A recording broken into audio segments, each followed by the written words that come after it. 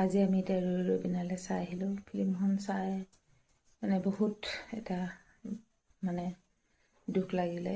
গোটেই ফিল্মখন মানে চালোঁ, ভাল লাগিল। আপোনালোকেও চাব আহি পেলাই।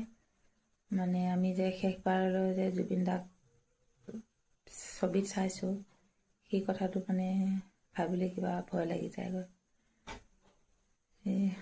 কি ক'ম আৰু, আপোনালোকো আহিব সকলোৱে ৰৈ ৰৈ বিনালে ফিল্মখন চাবহি। খুব ভাল লাগিল যে জুবিন দা যে আমাৰ মাজত নাই, সেইটো কথা মানে